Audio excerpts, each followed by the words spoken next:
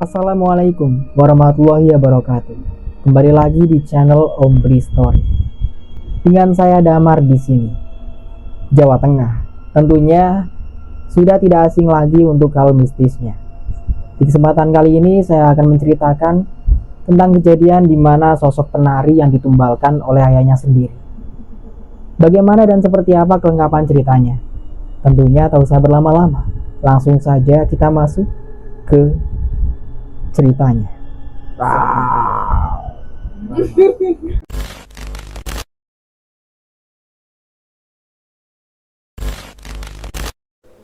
Namaku Dewi. Aku adalah salah seorang penduduk di desa yang ada di Jawa Tengah. Sebut saja sebagai Desa Kak. Desaku dikenal sebagai desa angker. Ada beberapa titik yang menyimpan energi kuat dari alam gaib.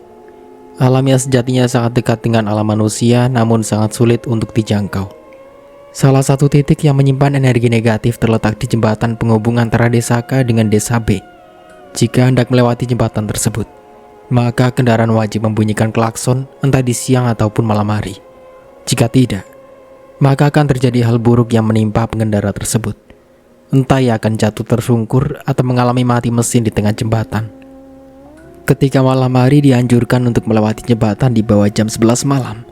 Sebab jika melebihi jam tersebut maka makhluk tak kasat mata akan menampakkan dirinya tepat di pelupuk mata pengendara. Hal tersebut sudah berlangsung sejak zaman dulu, tepatnya di tahun 1950-an pasca penjajahan Belanda dan Jepang. Di bawah jembatan tersebut banyak sekali penunggu. Di antaranya ada hantu nenek-nenek, hantu perempuan dengan wajah yang begitu kacau, buto hijau, hantu anak-anak, bahkan ada hantu ronggeng yang bersemayam di bawah jembatan. Jembatan tersebut beriringan langsung dengan kuburan desa dan di bawahnya mengalir sungai penghubung desa yang begitu deras. Sungai tersebut sama angkernya dengan jembatan desa. Pada kisah kali ini, aku ingin menceritakan tentang sosok hantu ronggeng yang bersemayam sangat lama di jembatan tersebut. Konon katanya, sang ronggeng semasa hidupnya menjadi tumbal dari dalang yang mengiringi pentasnya. Dalang tersebut tidak lain dan tidak bukan, merupakan ayah kandung yang sudah menjadikan putrinya sebagai tumbal atas kebusukan hatinya. Ronggeng tersebut bernama Nyai Sari. Sebelum menjadi seorang ronggeng,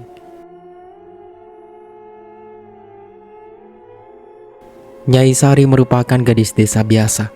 Namun parasnya begitu cantik dan dia memiliki kepiawaian dalam menari. Ia kerap kali menonton pagelaran ronggeng di desanya. Saat itu ayah Nyai Sari adalah dalang dari pagelaran ronggeng tersebut. Ayah Sari bernama Pangestu. Ia adalah dalang paling kondang dan paling berperan di Desa K. Nyai Sari sangat bahagia dengan ayahnya. Saat itu Nyai Sari hanya hidup berdua dengan ayahnya. Sebab ibu kandung Nyai Sari sudah lama meninggal, tepatnya saat melahirkan dulu. Semua orang sangat hormat dan tunduk dengan dalang Pangestu. Begitupun dengan ronggeng saat itu.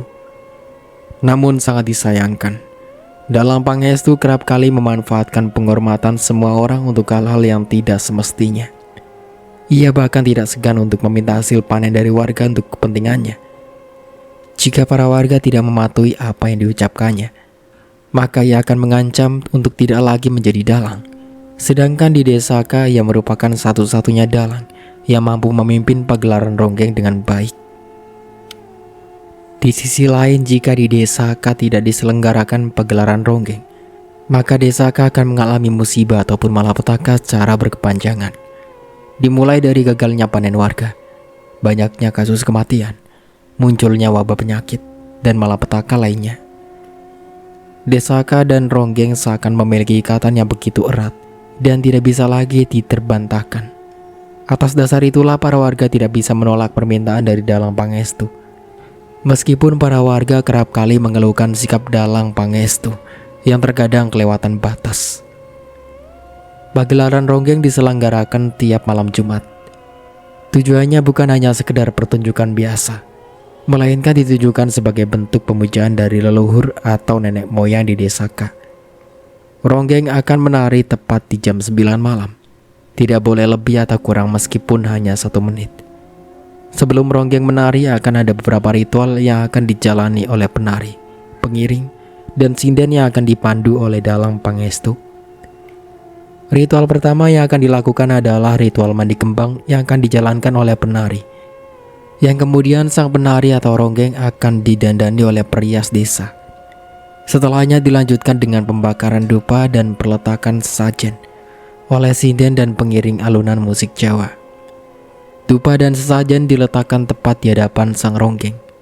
Lalu dalang akan membacakan doa keselamatan dalam bahasa Jawa.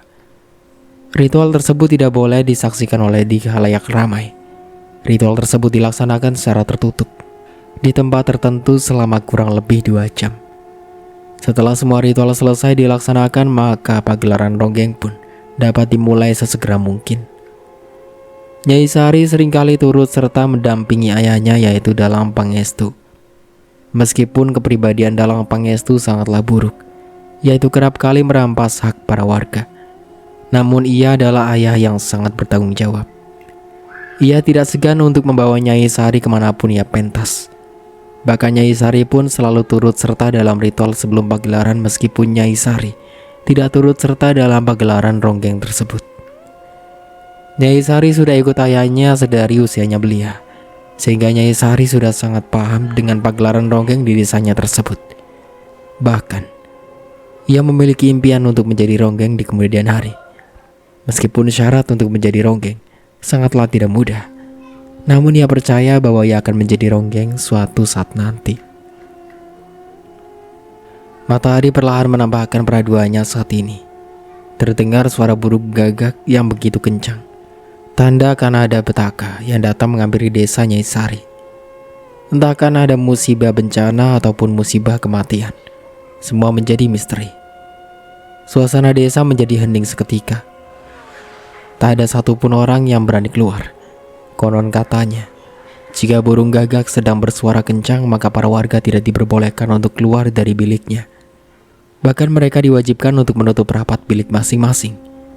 Mereka akan diperbolehkan keluar jika suara burung gagak tersebut sudah menghilang. Para warga tak ada satupun menentang pantangan tersebut sedari dulu. Saat suara burung gagak sudah hilang, para warga pun berduyun-duyun keluar dari biliknya untuk memastikan bahwa tidak ada hal buruk yang menimpa desa. Namun naas, harapan tinggal harapan. Terdengar teriakan kematian dari salah seorang warga. "Nyai Ronggeng mati!" teriak salah seorang warga dengan nada yang begitu gemetaran. Sontak seluruh warga panik akan hal tersebut. Semua berduyun-duyun pergi ke rumah Nyai Ronggeng untuk memastikan. Begitu juga dengan Dalang Pangestu dan Nyai Sari. Setibanya di rumah Ronggeng tersebut, semua orang dibuat kaget dengan penemuan mayat Nyai Ronggeng. Tubuhnya membiru, matanya melotot dan memerah, serta tidak ada satupun bekas luka di tubuh Nyai Ronggeng. Kematiannya penuh dengan misteri dan sangat sukar dimengerti. Para warga pun berbondong-bondong mengevakuasi jenazah Nyai Ronggeng, mengurusnya, dan kemudian menguburkannya di kuburan desa. Setelah selesai pengurusan jenazah tersebut, semua orang berkumpul di pendopo desa untuk merundingkan kematian Nyai Ronggeng yang terbilang mendadak. Banyak orang yang berasumsi tentang kematian Nyai Ronggeng. Ada yang berpendapat bahwa Nyai Ronggeng dimakan roh halus. Ada yang berkata bahwa Nyai Ronggeng dijadikan tumbal. Ada pula yang berkata bahwa Nyai Ronggeng tewas karena meminum racun. Semuanya adalah asumsi, sebab tidak ada satupun yang tahu pasti alasan Nyai Ronggeng meninggal. Selain berbincang perihal penyebab kematian Nyai Ronggeng, warga desa pun mendiskusikan perihal kelanjutan pagelaran ronggeng yang menjadi sebuah keharusan di desa K. Tidak ada pilihan lain selain mencari kandidat ronggeng baru untuk bisa menggantikan Nyai Ronggeng yang meninggal dunia. Tradisi tetaplah tradisi, dan ia haruslah tetap lestari agar tidak ada malapetaka yang menghampiri. Semua warga meminta pendapat dari Dalang Pangestu dan mendesaknya untuk segera mencari pengganti Nyai Ronggeng. Hanya ada sisa waktu 1 hari untuk memutuskan semuanya, sebab malam pagelaran ronggeng akan segera tiba. "Bagaimana kalau Sari menjadi ronggengnya?" celetuk salah seorang warga. "Wah, betul juga tuh. Bagaimana kalau Sari?" ucap warga yang lain. Nyai Sari pun kaget akan mendengar usulan warga yang menyebut nama dirinya. Ia merasa bahwa dirinya belum pantas menjadi ronggeng. Usianya masih sangat muda kala itu, yaitu 17 tahun. Dan kepiawaiannya dalam menari ronggeng belum sesempurna ronggeng sebelumnya. Ia takut mengecewakan para warga jika ia yang menjadi ronggeng. Dalam Pangestu juga kaget akan mendengar usulan tersebut. Namun, setelah menelisik lebih jauh, anak gadisnya memang layak menjadi sosok ronggeng. Selain parasnya yang menawan, Nyai Sari juga memiliki kepiawaian dalam menari. Dan hal tersebut sudah terlihat dari usianya 5 tahun. Di sisi lain, dalam Pangestu takut jika anak sematawayangnya menjadi seorang ronggeng. Selain ia akan melewati banyak ritual sebelum sah menjadi ronggeng, ia juga akan mengalami hal-hal mistis yang seketika saja bisa terjadi. Seperti kematian Nyai Ronggeng sebelumnya yang tidak mengisyaratkan aba-aba apapun. Namun tidak ada pilihan lain. Jika hari itu tidak ada sosok ronggeng pengganti, malapetaka akan segera menghampiri kehidupan Desaka tersebut. Bagaimana, Sari? Apakah kamu setuju jika diri kamu menjadi ronggeng?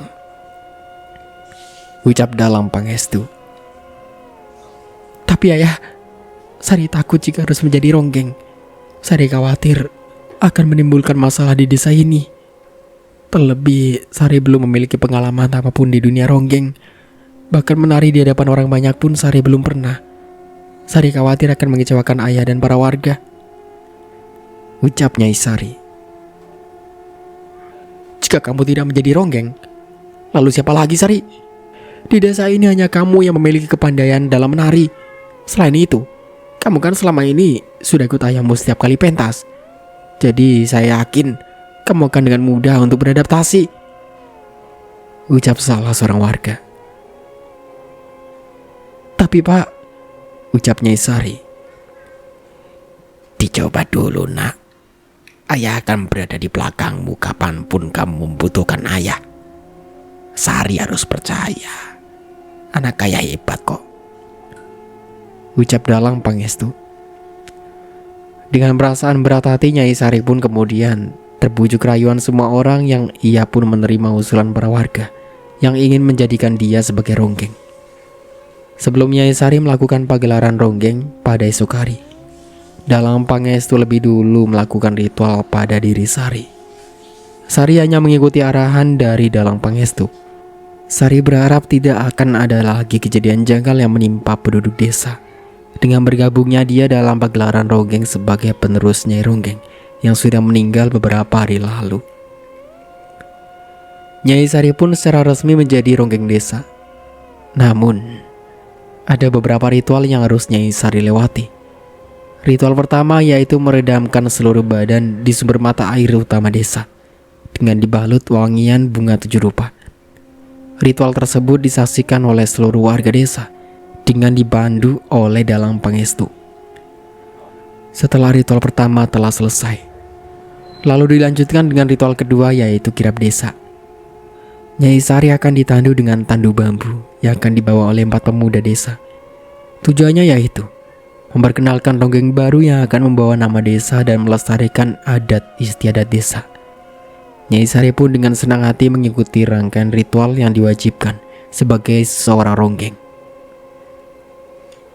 Ritual ketiga yang harus dilalui oleh Nyai Sari yaitu pengikatan rahim. Seorang ronggeng tidak diperbolehkan melahirkan, sebab badannya akan berubah jika ia kemudian melahirkan seorang anak. Itu artinya seorang ronggeng juga tidak diperkenankan untuk menikah dengan seorang pria. Ritual ketiga ini membuat Nyai Sari bimbang. Dalam hati kecil Nyai Sari, ia sangat ingin di kemudian hari bisa menikah dan memiliki seorang anak. Namun hidup adalah sebuah pilihan. Demi menyelamatkan keberlangsungan kehidupan desa, Nyai Sari pun berkenan untuk mengorbankan keinginan di hati kecilnya tersebut. Ritual pengikatan rahim dilakukan secara tertutup oleh dukun kandungan desa.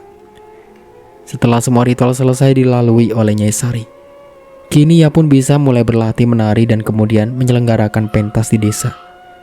Kehadiran ronggeng muda menjadi daya tarik tersendiri bagi penduduk desa, terlebih bagi para kaum Adam. Selain ingin menyaksikan pertunjukan dongeng, mereka pun ingin melihat paras cantik dari Nyai Sari.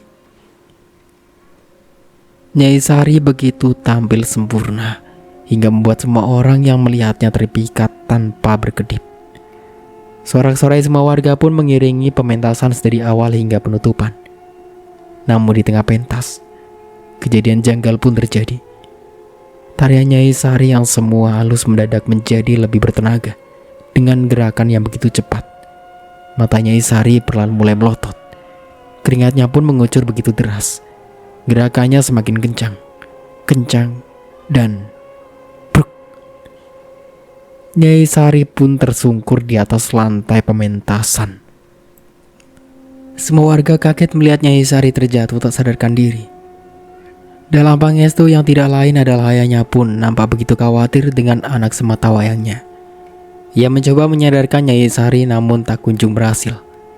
Perlahan-lahan Nyai Sari pun mulai membuka matanya sedikit demi sedikit. Tersenyum lebar dan kemudian tertawa terbahak-bahak. Semua orang kebingungan dengan apa yang dilakukan Nyai Sari. Kalian semua menjauh dulu, jaga jarak. Saya akan mencoba menyadarkan Sari. Sebab di dalam jiwa Sari masuk makhluk tak kasat mata yang ingin menghancurkan pementasan perdananya, ucap Dalang Pangestu. Selain piawai dalam urusan mendalang, ia juga memiliki kemampuan supranatural yang tidak dimiliki oleh kebanyakan orang. Siapa kamu? Ucap Dalang Pangestu kepada Nyai Sari. Nyai Sari tertawa kecil menggoda Dalang Pangestu. Mengapa kamu mengganggu pementasan kami? Tanya Dalang Pangestu. Kamu sudah membunuh saya, ucap Nyai Sari yang sedang kerasukan dengan nada marah. Nyai Sinta? Tanya Dalang Pangestu. Nyai Sinta merupakan sosok ronggeng sebelum Nyai Sari yang meninggal mendadak tanpa diketahui penyebab semestinya. Mengapa? Ucap Nyai Sari. Dalang Pangestu pun mencoba membungkam mulut Nyai Sari yang sedang dirasuki arwah Nyai Sinta. Dalang Pangestu langsung membacakan mantra untuk mengusir arwah yang masuk ke tubuh Nyai Sari. Dalam waktu yang tak begitu lama, Dalang Pangestu pun berhasil mengusir arwah tersebut dan kembali menyadarkan Nyai Sari. Tidak ada yang mengetahui kata yang diucapkan Nyai Sari saat kerasukan arwah, sebab semua warga menjaga jarak yang cukup jauh dari Dalang Pangestu dan Nyai Sari. Dalang Pangestu nampak begitu gugup. Ia pun memutuskan untuk menyudahi pementasan malam itu. Kejadian malam itu menjadi sedikit trauma untuk Nyai Sari. Ia memang tidak sadar jika ia pingsan dan kemudian dirasuki oleh arwah Nyai Sinta. Namun hati kecilnya mengatakan bahwa ada satu hal yang tidak benar dan harus segera diluruskan. Namun Nyai Sari yang tidak mengetahui hal yang dimaksud dalam pikirannya itu apa. Ia pun lebih banyak terduduk termenung setelah malam pementasan itu. Dalang Pangestu pun menghampiri Nyai Sari yang saat itu sedang melamun di halaman rumah. Kenapa, Nduk? Tanya Dalang Pangestu. Tidak apa-apa ya, ucap Nyai Sari. Tapi mata kamu tidak bisa berbohong loh, Nduk. Cerita sama ayah, ucap Dalang Pangestu. Semalam arwah Nyai Sinta masuk ke tubuhku kan ya? Tanya Nyai Sari. Iya betul. Tapi ayah berhasil mengeluarkan dia dari tubuh kamu, ucap Dalang Pangestu. Mengapa arwah Nyai Sinta gentayangan ya? Tanya Nyai Sari. Mungkin Nyai Sinta ingin menyapa kamu, Nduk. Terlebih lagi kamu kan yang menggantikan Nyai Sinta sebagai penari ronggeng di sini, ucap Dalang Pangestu. Apakah hanya itu ya? Ucap Nyai Sari. Ya, sudah. Kamu jangan terlalu memikirkan hal itu. Kamu fokus saja menari, ucap Dalang Pangestu. Nyai Sari pun mengangguk tanda setuju dengan apa yang dikatakan ayahnya. Meskipun dalam hati kecilnya masih menyimpan ribuan pertanyaan yang ingin dilontarkan. Pagi pun berganti siang dan kini siang berganti malam. Suasana desa sangat sepi. Tak ada satu orang pun yang keluar dari bilik ketika malam hari. Malam pun semakin larut. Nyai Sari pun beranjak ke tempat tidurnya untuk tidur dan melepaskan penat. Setelah beberapa waktu, Nyai Sari pun bermimpi hal yang tidak mengenakan. Ia berjumpa Nyai Sinta dalam mimpinya. Sari, tolong aku, Nduk. Ucap Nyai Sinta merintih kesakitan. Nyai Sinta, siapa yang sudah menyakitimu? Tanya Nyai Sari. Tolong tuntaskan dendamku, Sari. Aku tidak ingin terbunuh sia-sia. Ucap Nyai Sinta. Terbunuh sia-sia? Siapa yang sudah membunuhmu? Tanya Nyai Sari. Ayahmu, Sari. Ucap Nyai Sinta. Tidak mungkin. Ayahku sangat baik, Nyai. Ucap Nyai Sari. Tapi itu kenyataannya. Ucap Nyai Sinta. Apa yang bisa Nyai tunjukkan untuk membuktikan bahwa ayah bersalah? Ucap Nyai Sari. Setelah ritualmu yang terakhir, kamu akan mengetahui semuanya. Ucap Nyai Sinta. Bukankah semua ritual sudah aku lakukan, Nyai? Kata Nyai Sari. Masih ada satu lagi, dan itu sangatlah tidak mudah. Aku berharap kamu mampu untuk bertahan. Kata Nyai Sinta.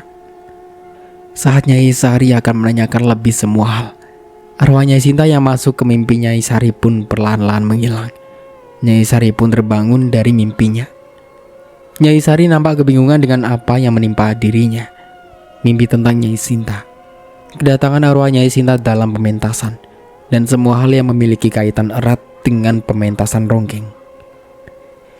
Nyai Sari pun memutuskan untuk mencari tahu kebenaran tentang kematian Nyai Sinta dan tentang ronggeng di desa.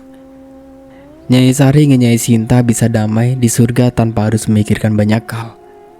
Setelah dipikir lebih matang, kematian Nyai Sinta secara mendadak memang tidaklah wajar. Banyak sekali hal yang harus diselidiki untuk menegakkan keadilan bagi Nyai Sinta. Banyak sekali hal yang Nyai Sinta korbankan demi menjadi penyanyi ronggeng. Sehingga tak pantas Nyai Sinta menerima kehancuran yang dia tidak pernah berbuat sebelumnya. Pagi ini Nyai Sari bangun lebih awal tidak seperti biasanya. Ia pun berjalan menuju kamar dalam Pangestu. Namun ia tidak melihat ayahnya di kamar. Nyai Sari pun mulai mencari-cari keberadaan dalam Pangestu. Ia curiga dengan salah satu ruangan yang tidak pernah dibuka sama sekali. Bahkan ayahnya itu melarang Nyai Sari untuk masuk ke ruangan tersebut. Nyai Sari curiga ada hal yang janggal di ruangan tersebut. Ia pun mencoba mendekat ke ruangan tersebut, berjalan sangat pelan agar tidak diketahui oleh ayahnya. Dari balik daun pintu aku mendengar suara ayah di dalam ruangan itu. Ayah seolah-olah berbincang dengan seseorang. Namun aku tidak tahu siapakah orang yang ayah ajak bicara. Sedangkan di rumahnya hanya ada Nyai Sari dan ayahnya tersebut. Nyai Sari semakin curiga. Ada hal yang tidak benar. Saya sudah menyerahkannya, Nyai. Ucap ayah dengan nada yang begitu lirih.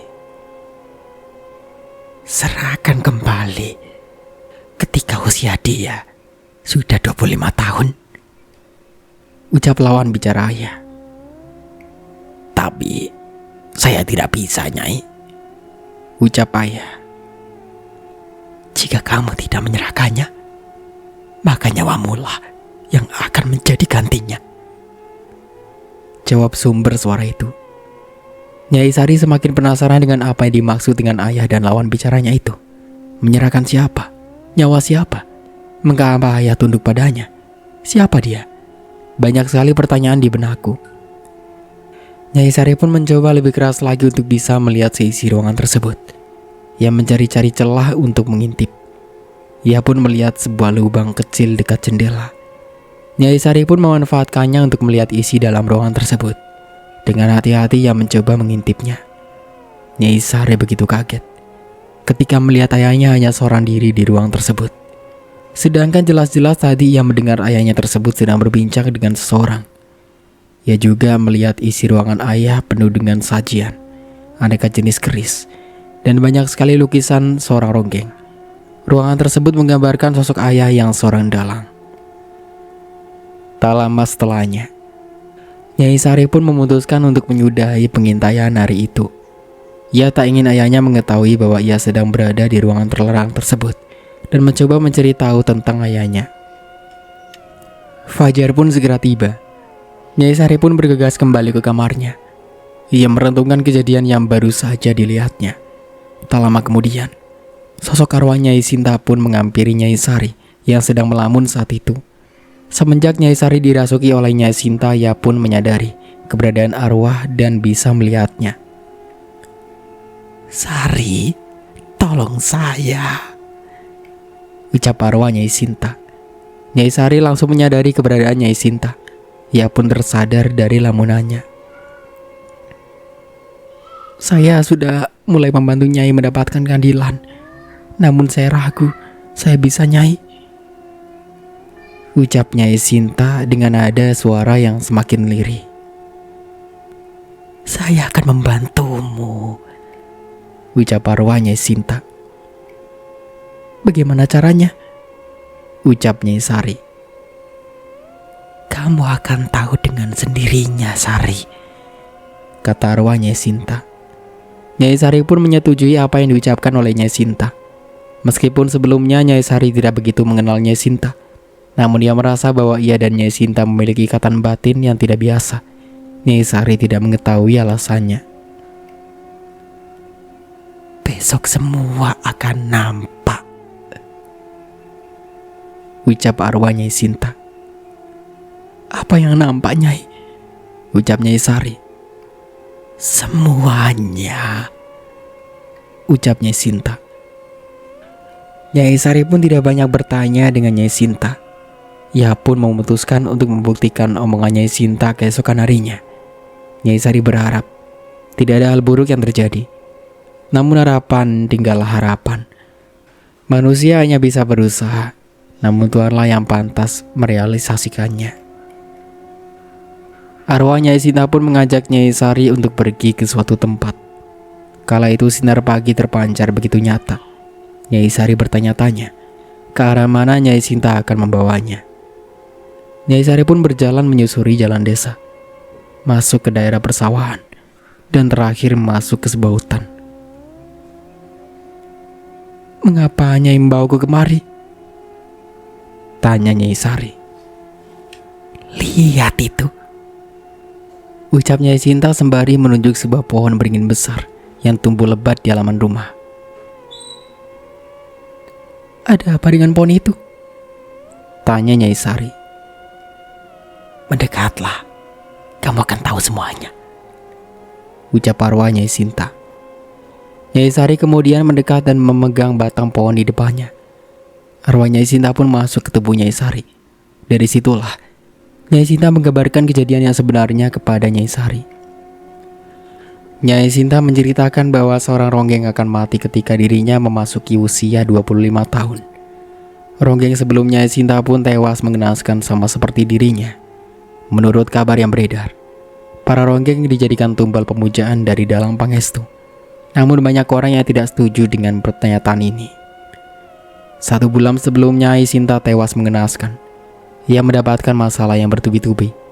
Dimulai dengan masalah kesehatannya yang seketika saja menurun drastis, masalah keuangan yang mendadak seret, dan perihal kepercayaan dari tim pentas yang mendadak hilang tanpa sebab. Hingga suatu ketika Nyai Sinta merasakan ada hal yang janggal atas dirinya. Ia pun kemudian mendatangi Dalang Pangestu untuk meminta saran dan arahan. Dalang Pangestu saat itu sangat senang ketika Nyai Sinta datang kepadanya. Dalang, saya merasakan hal janggal dalam hidup saya, ucap Nyai Sinta kala itu. Apa kamu merasa kurang enak badan? Merasa ada masalah di keuanganmu? Atau mungkin kamu merasa bahwa kehadiranmu kurang dihargai oleh tim dalam pagelaran ronggeng? Ucap Dalang Pangestu. Betul Dalang. Semua yang Dalang ucapkan sedang saya alami saat ini. Ucap Nyai Satini. Baik, saya akan membantumu, Sinta. Ucap Dalang Pangestu. Dalang Pangestu pun mengajak Nyai Sinta ke sebuah tempat. Ternyata tempat itu adalah pohon beringin yang saat ini dijadikan sandaran bagi Nyai Sari. Dalang Pangestu bergegas untuk memberikan sebuah ramuan yang sudah ia siapkan tanpa diketahui oleh Nyai Sinta. Tanpa perasaan curiga, Nyai Sinta pun meminum ramuan yang diberikan oleh Dalang Pangestu. Tak berselang lama, Nyai Sinta pun tak sadarkan diri. Kala itu hari sangatlah gelap, sehingga tidak ada satu orang pun yang keluar dari biliknya masing-masing. Dalang Pangestu menggeret Nyai Sinta ke rumahnya. Ia membuat skenario untuk menggiring opini bahwa kematian Nyai Sinta bukan karenanya, melainkan karena penyakit jantung yang datang tiba-tiba dan menyerang. Nampaknya sandiwara itu pun berhasil. Semua warga percaya bahwa Nyai Sinta meninggal akibat serangan jantung yang datang mendadak. Nyai Sinta menggambarkan detail kejadiannya secara jelas kepada Nyai Sari. Ketika Nyai Sari nampak mengerti detail kejadiannya, arwah Nyai Sinta pun keluar dari raga Nyai Sari. Kini semuanya semakin jelas. Awalnya ada rasa kecewa dengan sebuah kejadian yang tidak menemui titik keadilan. Berbekal informasi yang sudah diperolehnya, kini Nyai Sari pun mencoba memberanikan diri bertemu dengan ayahnya. Nyai Sari berharap ayahnya tidak bungkam ketika Nyai Sari menyelidiki apa yang terjadi. Perlahan namun pasti, kini Nyai Sari pun mencoba mencari kebenaran dan keadilan. Ia menanyakan kepada ayahnya yang tidak lain adalah Dalang Pangestu. Apakah ayah sudah membunuh Nyai Sinta? Ucap Nyai Sari. Kata siapa? Saya sudah tahu semuanya, Pak. Arwah Nyai Sinta mendatangiku. Ucap Nyai Sari. Itu tidak benar. Ucap Dalang Pangestu. Mengapa ayah begitu tega? Mengapa ayah? Ucap Nyai Sari. Dalang Pangestu semakin merasa dipojokkan oleh Nyai Sari. Ia pun memilih untuk meninggalkan Nyai Sari yang saat itu sedang berbicara terhadapnya. Dalang Pangestu terus berusaha menghindar. Dalang Pangestu pun pergi meninggalkan Nyai Sari tanpa berucap satu kata pun. Nyai Sari sangat sedih dengan sikap ayahnya tersebut. Karena secara tidak langsung, Dalang Pangestu mengakui perbuatannya meskipun tidak diucapkan secara langsung. Lalu, apa alasan yang membuat ayah melakukan ini?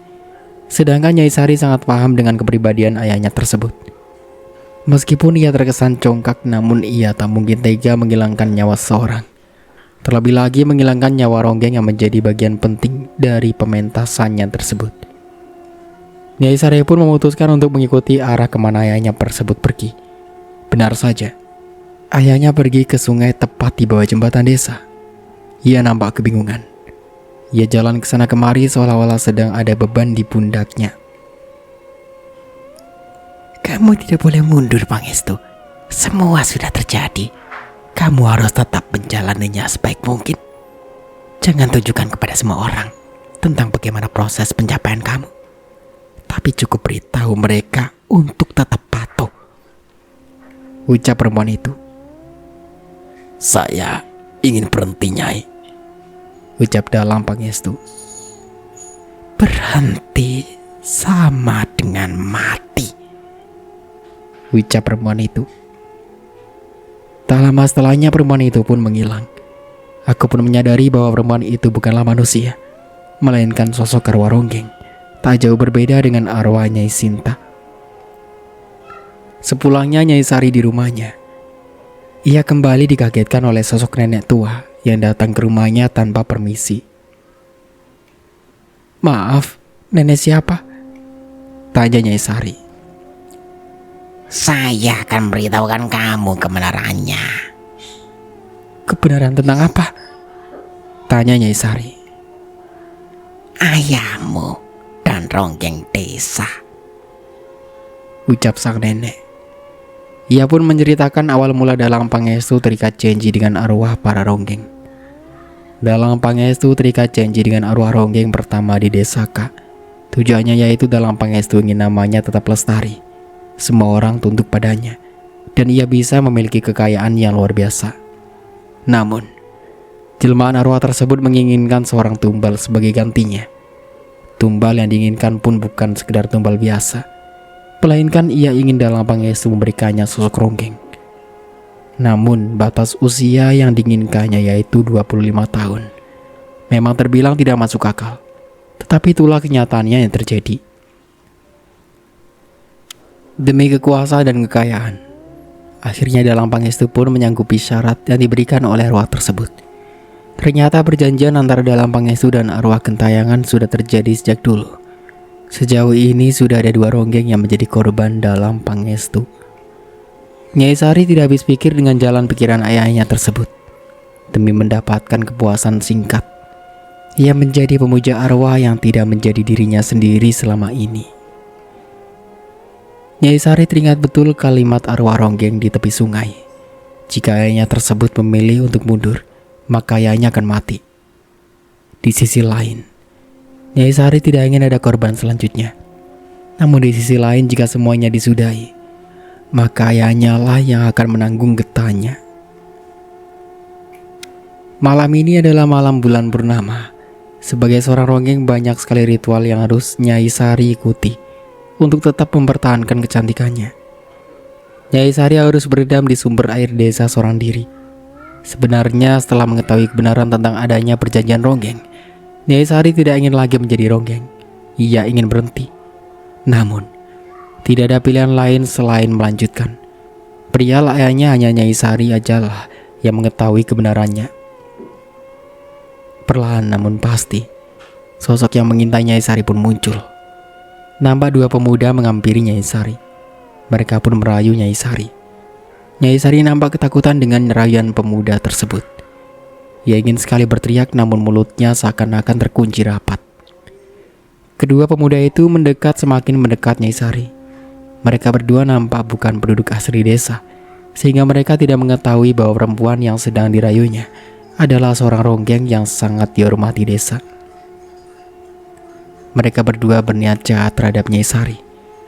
Ternyata dari awal ketika Nyai Sari merendamkan badannya, mereka sudah mengamati dan menikmati lekuk tubuh Nyai Sari. Mereka pun memaksa Nyai Sari untuk melayaninya. Cantik, layani aku dong, ucap salah seorang pemuda.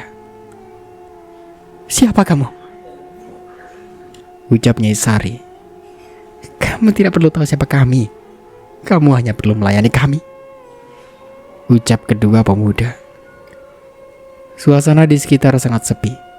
Nyai Sari mencoba berteriak, namun kata tak ada satupun yang mendengar teriakannya tersebut. Nyai Sari yang begitu lemah pun berhasil digapai oleh kedua pemuda tersebut. Mereka berdua memperkosa Nyai Sari dengan begitu brutal. Nyai Sari sangat ketakutan, namun tidak bisa melawan kuatnya tubuh kedua pemuda. Secara bergantian kedua pemuda tersebut kemudian menikmati tubuh Nyai Sari yang masih begitu suci. Nyai Sari hanya bisa menangis dan menangis. Ia tak mampu berbuat apapun. Malam purnama menjadi malam yang begitu kelam bagi Nyai Sari. Bahkan ia tak mampu mengampuni dirinya sendiri. Jika ia memiliki kekuatan lebih, tentu kejadian ini tidak akan menimpa dirinya.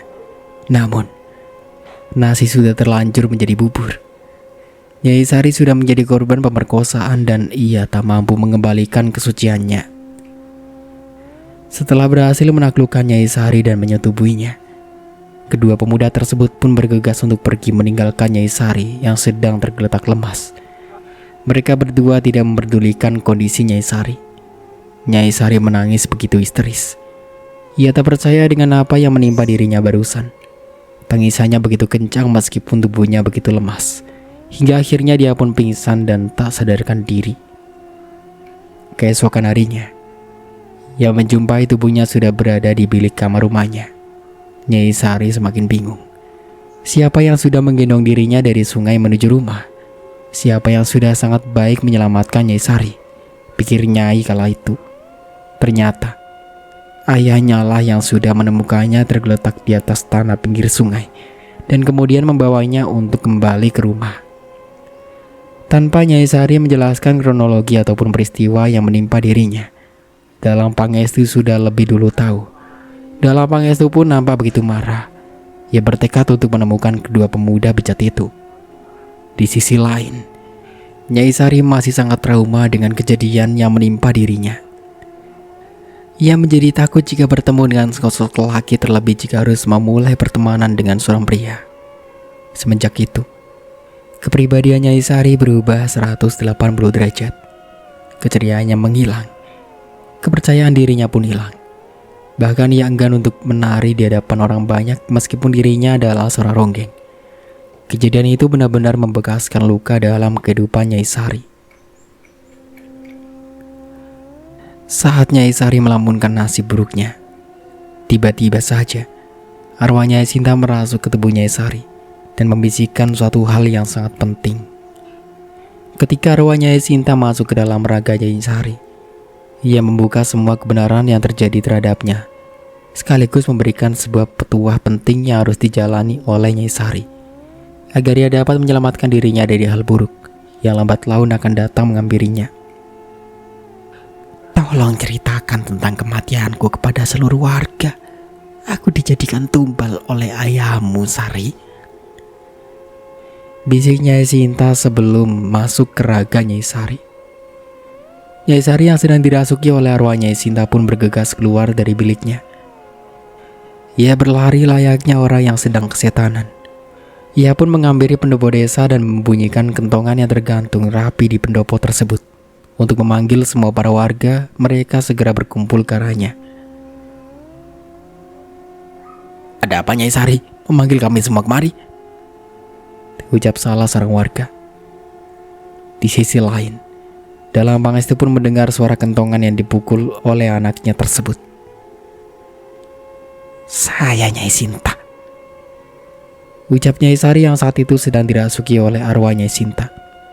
Semua orang terkaget mendengar perkataan tersebut. Pasalnya Nyai Sinta sudah tewas beberapa minggu yang lalu.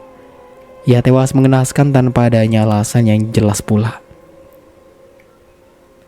Saya mati karena ulah seseorang yang paling kalian hormati, ucapnya. Mengapa kamu datang, Nyai?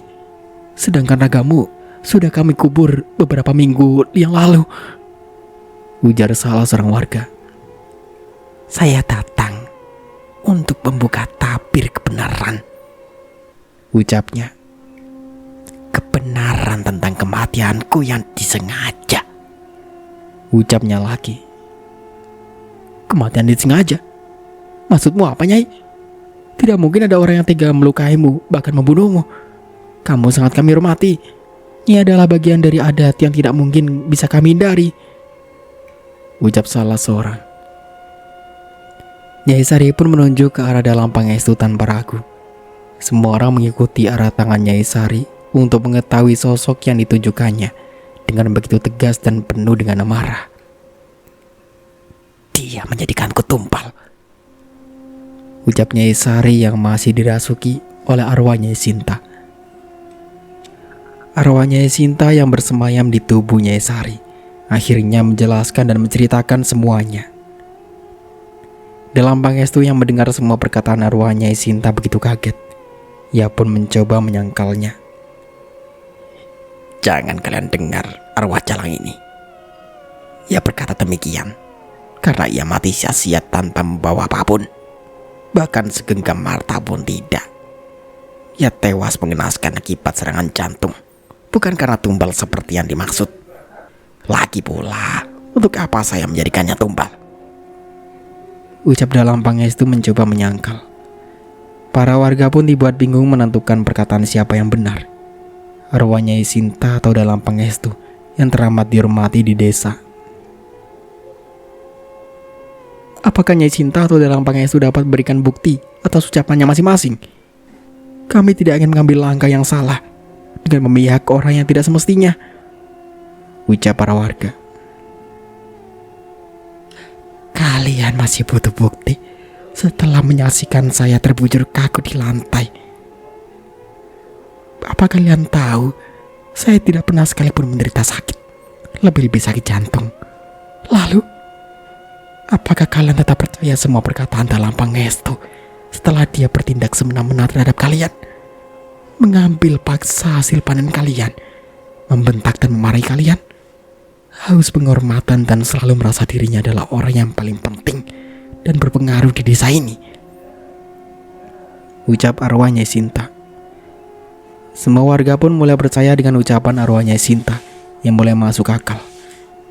Selama ini Dalam Pangestu menjadi sosok yang sangat mengerikan, selalu merampas hasil panen, haus penghormatan dan hal buruk lainnya. Banyak hal aneh yang dianggap kurang masuk akal namun terjadi begitu saja. Dalam Pangestu pun mulai gelisah dan mencoba untuk menghindar dari kerumunan warga di desa yang membutuhkan untuk pergi tanpa pembelaan lebih lanjut darinya.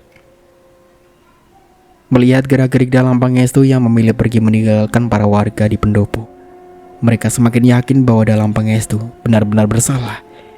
Ia sudah melakukan perjanjian dengan bangsa jin dan menjadikan para ronggeng sebagai tumbal dari keburukannya tersebut. Alih-alih pergi untuk menghindari yang bukan warga, Dalam Pangestu malah kembali ke rumahnya dan masuk ke bilik kosong yang biasa ia jadikan tempat ritual persembahannya tersebut untuk meminta pertolongan dari bangsa jin yang menjelma sebagai ronggeng pertama di desa tersebut. Nyai, tolong saya tidak ingin mati karena diamuk oleh warga, ucap Dalam Pangestu. Pergilah kamu ke sumber air di desa dan bersemedilah. Niscaya semua warga tidak akan menemukan keberadaanmu, ucap jelmaan jin yang menghuni ruang kosong tersebut. Lalu, bagaimana dengan anak saya Sari, Nyai? Ucap Dalam Pangestu.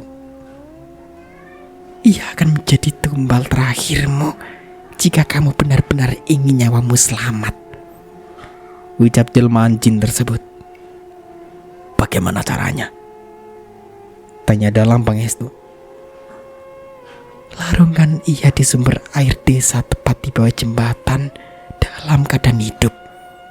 Ia akan mati bersama derasnya aliran sungai dan akan kudekap dengan erat. Jika kamu melakukannya dengan baik, maka semua warga akan lupa semua perkataan yang didengarnya dan mereka akan selalu memberikan hormat dan tunduk terhadapmu, ucap jelmaan jin tersebut. Di sisi lain, setelah mengumumkan kebenaran tentang kematiannya, Nyai Sinta keluar dari raga Nyai Sari. Nyai Sari pun pingsan setelahnya. Seluruh warga membawa Nyai Sari untuk kembali ke rumahnya. Beberapa warga perempuan bergantian untuk menyadarkan Nyai Sari. Tak lama kemudian, Nyai Sari pun tersadar. Warga yang berjaga pun senang dengan tersadarnya Nyai Sari. Alih-alih berterima kasih, Nyai Sari malah mencari ayahnya. "Ayah kemana?" ujar Nyai Sari. "Ayah kamu pergi setelah arwah Nyai Sinta menceritakan kebenaran tentang kematiannya.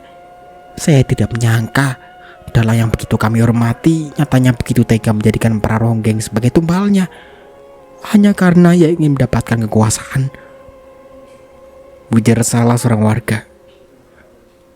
"Maafkan ayah saya tahu perbuatannya tidak benar. Namun ia ayah yang sangat baik bagi saya. Saat saya mengalami shock yang begitu berat dan psikis yang terganggu akibat diperlakukan tidak manusiawi oleh dua pemuda kemarin, ayah membawaku kembali ke rumah," ujar Nyai Sari. "Memang betul, Dalam Pangestu memang sangat peduli terhadapmu, namun tidak dengan ronggeng-ronggeng lain, Duk. Buktinya ia begitu tega menjadikan para ronggeng sebagai tumbalnya. Mungkin hanya kamu yang nantinya tidak akan dijadikan tumbal oleh Dalam Pangestu. Sebab ia begitu menyayangi kamu, Duk," ujar salah seorang warga. Setelah Nyai Sari siuman dan berbincang sebentar dengan Nyai Sari, para warga pun pamit untuk kembali ke bilik masing-masing guna melanjutkan kesibukan mereka masing-masing. Kini Nyai Sari pun hanya seorang diri di rumahnya. Tak lama kemudian, Dalam Pangestu pun kembali ke rumahnya. Ia langsung mencari keberadaan Nyai Sari. "Sari, kamu di mana?" ujar Dalam Pangestu. Saya di kamar ya, jawab Nyai Sari dengan nada yang begitu lirih. Apa kamu baik-baik saja? Kamu percaya dengan perkataan ayah bukan? Ayah tidak menjadikan para ronggeng tersebut sebagai tumbal. Ayah hanya mengikuti perintah dari Nyai. Tidak ada lain, ucap ayah dengan nada yang gemetaran. Sari paham ya. Dari awal Sari tahu kalau ayah melakukan perjanjian dengan mereka. Sari pun tahu ayah banyak menjadikan para ronggeng sebagai tumbal ayah. Meskipun demikian, Sari tetap menghormati ayah. Ayah sangat baik terhadap Sari, dan ayah adalah orang tua hebat bagi Sari, ujar Nyai Sari. terima kasih Nduk. Kamu sudah sangat mempercayai ayah, ujar Dalang Pangestu. Sari, ayah ingin berhenti menjalin kesepakatan dengan mereka. Maukah Sari membantu ayah? Ujar Dalang Pangestu. Apa yang bisa Sari bantu ya? Tanya Sari. Temani ayah pergi ke sumber mata air desa, tepatnya di bawah jembatan. Ayah akan melakukan ritual di sana untuk membebaskan diri ayah dari cengkeraman mereka, Sari, ucap Dalang Pangestu. Baiklah ya, Sari akan menemani ayah, ucap Sari. Dalang Pangestu dan Nyai Sari pun bergegas untuk pergi ke sumber mata air desa. Sesampainya di sana, Dalang Pangestu membunuh Sari dengan sebuah pisau tajam yang ia tancapkan tepat di jantung Nyai Sari. Nyai Sari tidak sadar jika ia akan dibunuh oleh ayahnya sendiri. Dalang Pangestu menusukkan pisau tersebut melalui punggung Nyai Sari saat Nyai Sari sedang berjalan ke arah sumber mata air. Nyai Sari tewas seketika. Jasadnya pun ditarik oleh Dalang Pangestu menuju sungai tepat di bawah jembatan dan kemudian dilarungkan. Tak lama kemudian, jasad Nyai Sari tenggelam dan sudah didekap dengan erat oleh jelmaan ronggeng penunggu sungai. Dalang Pangestu menangis begitu keras sesaat setelah menewaskan putri sematawayangnya. Ia seakan-akan tak sadar bahwa ia baru saja menghilangkan nyawa seorang paling berharga dalam hidupnya hanya karena rasa takut. Akibat sifat tamaknya, ia menumbalkan putrinya yang baru saja menjadi seorang ronggeng. Terlebih lagi putrinya tersebut baru saja mengalami hal yang begitu buruk ketika kesuciannya direnggut oleh dua pemuda keji, dan kini nyawanya pun direnggut oleh ayahnya sendiri. Kini arwah ronggeng Nyai Sari bersemayam di sungai tepat di bawah jembatan desa. Ia kerap menangis ketika malam hari dan beberapa kali menampakkan dirinya kepada para pengendara yang lewat. Arwah ronggeng dan kehidupan pilunya kini didekap erat dalam dunia lain yang tak mungkin lagi kembali ke dunia nyata. Dan begitulah akhir dari ceritanya. Semoga dari cerita ini kita bisa ambil hikmah dan pelajarannya. Saya Damar pamit undur diri.